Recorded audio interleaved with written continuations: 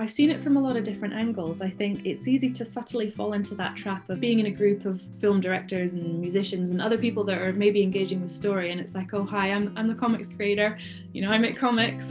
But I think that's changing, and I think it's also up to us individually as creatives and artists to stand up for the medium that we believe in and that we love, and to not be ashamed, be willing to express whatever it is that we're expressing through the medium. And I think that passion, when we, you know, express it fully, it rubs off on people and they want a piece of it too. And comics, again, as we know, is such an accessible medium. It was what helped me learn to read when I couldn't, because I was so dyslexic as a child. You know, it's such a gateway into the world as well. Obviously it's for adults as well. Again, with one of my recent comics projects, I've had a lot of adults approach me saying that they never knew that comics were something that adults could read and engage with, and that I find so exciting, that, you know, whatever it is that I'm doing is bridging those kind of worlds and those people, and showing them what a powerful medium it can be. I work with a lot of other designers, for example, in different disciplines, and the medium of comics is something that can be used to express what they're doing, you know, in all of these disciplines. It's such a useful tool, actually, a powerful way to again communicate things that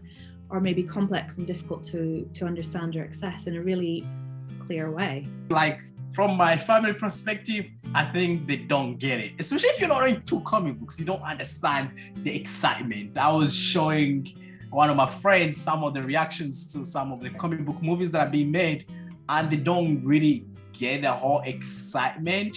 And I feel like you really need to be into it to really get it. But I still have some non-comic book fans who really go and watch like a Spider-Man movie or whatever. I think people are still open to it. So, but I still think the general out there audience is still open to, like, for example, if you grew up in a family that maybe you like comic books, maybe your brother does not like it, your parent will still be forced to buy comic books and check them out, even though they don't like it, but they will come with you to the cinema and things like that. So I think that the audience out there, you know, think about comic book world, it's a big audience. I mean, look at how these movies are like setting out in these stories. I mean, look at what Black Panther did when it came out, $1 billion. It's crazy. So you can tell even people being represented, they try to want to go and check out something that is different and new. So I feel like I can't speak to like fandom. I mean, I think I can talk to how the public perceives comics and webcomics, which is like, think on a broad scale, like not as real books. Or I think there's a big thing in graphic novels, which in fairness, marketing does to sell more graphic novels, but I definitely think there's an idea that like they're a bridge, like they're going to help your growing children get into real books later. Obviously, lots of people working in graphic novels in the industry don't think that, but it's a way to sell books to parents who might have that perception. But yeah, I just think the perception is that a comic is like a particular kind of thing, and obviously it's a medium that is enormous and can do a million different things. My family, who don't really know about it, perceive a really big difference between my webcomic and the books I self-publish versus working with a publisher. They obviously have like heard of they know who HarperCollins is, and they're like, oh wow, it's a big step. It's not a big step, but for me, the distinction between that and printing my own books is probably less than they think it is. I probably, with any medium, this is true, but I almost think particularly in comics and graphic novels, there's like a perception of what's worth looking at. I think in the general public of like what it even means. I think there's also a big sense that like Marvel and DC is what comics is. So I think even within comics, there's like the perception is not necessarily, it doesn't line up with my own experience anyway, as someone who works more in like indie and web and graphic novels. I choose not to see it. Because I don't know if you can tell this, I'm a person who gets mad at stuff for no good reason, just like to get mad at things. And I would say that one of the things from doing the PhD in comics is that if anybody just even mildly simplifies any element of comics history narratives, I get so mad. I'm sure Emma's been bored to death about it. It's like just nonsense. Like if somebody says, comics are a uniquely American medium, I'm like, I just won't stop ranting about it. I don't have time for it, because the reality is people want nice, simple, pliffy things. Oh, comics aren't for kids anymore. Comics are educational. Comics aren't just superheroes. Girls read comics. And I'm just like, all of that stuff, I'm just like, is never any sort of sense of history, any sense of perspective, never any nuance, because that's not what sells. So that's not what gets people clicking on the links or reading the articles.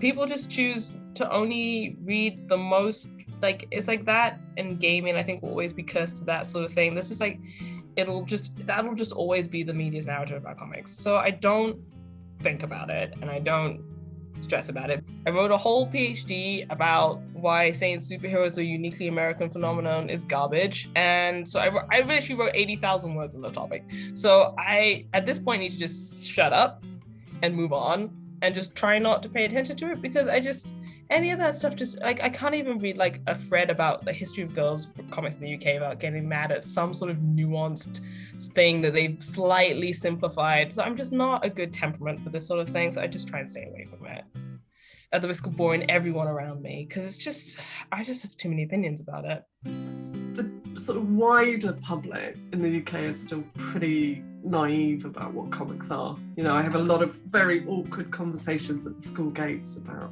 what I do. And it's this presumption that I must be doing children's comics, like it should be funny or for kids. And I'm like, no, your kid can't read my comics. Originally, I think people in the UK thought Beano, whereas now they think Marvel, DC, but especially because of Marvel kind of takeover of cinema. And it's amazing how many people have watched films or TV shows that are drawn from, developed from comics, and they don't even realise it. I think there's still a long way to go with that. Whereas France, Japan, there's that sort of understanding that comics can be any part of culture. You could have a comic on cooking, and you can have a comic on being a teenager, and you can have a comic that's just fantasy based. You know, we're still getting to grips with that here, and it still has this kind of juvenile or humour based idea, and I think that's a real shame. But yeah, I think the more we can kind of engage people who aren't into comics and bring them into that, you know, and if they've done that kind of gateway graphic novel, bring them in through that and be like, yes, yeah, Mouse is amazing, but have you read? You know, same with like any kids that are into Marvel and stuff, then try and move them on into some other kind of more indie stuff. I mean, like Image are doing some brilliant comics at the moment. Love Homesick Pilots from Dan Waters and Casper Wingard, and you know, some really brilliant stuff going on. So yeah, I think we've still got a lot of work to do. I'm like hesitant to be like, this is what everybody thinks. But a lot of times, if people have not engaged in comics before, they either think that they're all for kids, which please don't buy a child like a Batman comic because you think that it's just for children, or they think that there isn't a literary merit that could be applicable to it. And they also think that it is a genre, not a medium. So like all of everything that is in this medium is going to talk about this specific, it's going to be keeps, it's going to be people in tights. And I also find it quite funny when there's like that sort of like polemic back the way of like, it's not all men in tights. It's all right, like just let them be in tights, man, it's cool. Like it can contain multitudes, it can be fine. Like the answer to that is not purity and not being like, no, but this one's okay. And it has had a funny impact on my work with the fact that like when I was doing it at a high school, somebody just kind of being like, what, like cartoons? Are you doing cartoons for like a dissertation? And I was like, no, a cartoon is this. So I think that public perception is quite funny, but also I think it fits quite nicely in the sort of work that I do, of the idea of like ensuring people feel valued as readers. So I think in sort of like hyper literary spaces, it can be quite funny if people just don't think comics count. If I want to program someone with comics, I'm doing it because I know it's important and I care about it, and also it kind of puts that sense in me of like, I need to find these audiences, I need to connect with these comics people, I need to make sure that they are connected, that the line here is going across as well. That's like a tricky one, because I feel like in general, maybe comics could be, I feel they feel very big to me because I'm very involved in comics and like they're so much of my life, but to like other people who maybe aren't into comics as much, like it might be seen as a niche. Like I was talking to Steph about this, and like we were discussing that it would be cooler to have comics be more of a mainstay. Like a frustrating thing is that I feel like in the UK, in like supermarkets, you just don't get graphic novels, you don't get comics. You get Dogman, and Dogman's very good, but it's just Dogman. And I'm like, what about the other graphic novels? Please pick up Dogman. It's so good. But also I want to see more, especially working in like the middle grade, like YA like scene. I feel constantly there's so many good titles coming out, but they're just not, I just feel like they're not mainstream enough in the UK. I'm just not seeing them in like general UK shops and stuff. And I feel like that'd be really cool. So to see that, I would love that change to happen, but I don't know how far off we are from that. And so when it comes to like comics fandom, like I feel like it is a bit of it. If you're outside of it, it might be seen as a niche, like, or just as like superheroes. And again, I'm not sure if when people think of superheroes, if they're thinking so much as the comics versus the movies. I feel maybe the movies have helped bring comics out a bit, but again, like with our local Waterstones, it's like we had a graphic novel section and now it's been slimmed right down. With working, I feel like a lot of people do consume comics like on the regular, especially like web comics on Instagram and stuff like that. I had a lot of people when I was posting our Super Adventure comics and then I started doing Kim Reaper, a lot of people contacted me being like, this is my first time in a bookstore, like getting your, like in a comic shop, getting like your book. So, and I don't think that comics fandom has really reached like the mainstream, but it would be really cool if it did.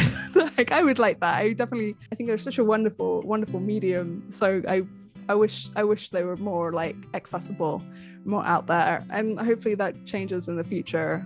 I don't know. I don't think comic fandoms are really like on everyone's like radar so much. But maybe one day, hopefully. So people generally sort of like over 50 or so tend to be a little bit more like, I don't really understand this stuff, but my kids really like it. Or they'll be mega into a particular thing, But anyone sort of younger, so I would say people my generation sort of like tend to know a bit more about manga and stuff like that. Just because, for example, you pick up any Vogue magazine, they've been using the word manga in Vogue for the past like 10-15 years or so. I've seen it used a few times now, so it's entered the general vocabulary pretty much. Yeah, so pretty much anyone sort of like, I don't know whether it's just because I think or behave a little bit younger sometimes, maybe I do, but yeah, I find that people older than me tend to be a little bit more or don't really know much about it, and people younger than me are like, oh my god, I love it, or they really tend to know a lot more about it.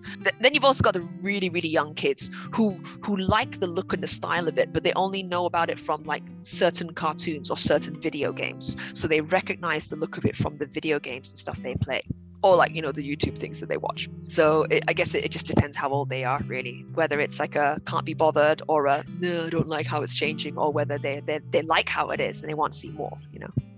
I think that the public's perception of comics fandom is still inherently that prevalent stereotype of comic fans being total geeks and nerds. It really annoys me. You see it kind of replicated in various TV shows or books or films or whatever it is, that the nerdy comic book kid who sits in his parents' basement and reads a comic book, and it's really sad because I hate that perception. I hate it. I think that, like I just said, comics bring a lot of joy and entertainment to such a wide range of readers, and they help with literacy across such a range of subjects like religion and the Bible included. So I think that the public perception of fandom is that stereotypical one, and I think that undoubtedly affects my work because comics aren't taken all that seriously in academia yet. Literally every single comics studies scholar I know can attest to that. It isn't easily or well funded, and it isn't really considered worthy of much attention outside of its own field. That is changing really slowly, and there are more comics studies scholars sort of popping up in departments across the UK at least, and definitely in America as well. But it's really slow progress, and it's going to be a long time before we can drop that kind of geeky nerdy image. And also, again, no judgment. If that's what you do, that's great, but not everybody does. So that stereotyping can be really harmful, and it has a knock-on effect to people who create comics, consume comics, and study comics.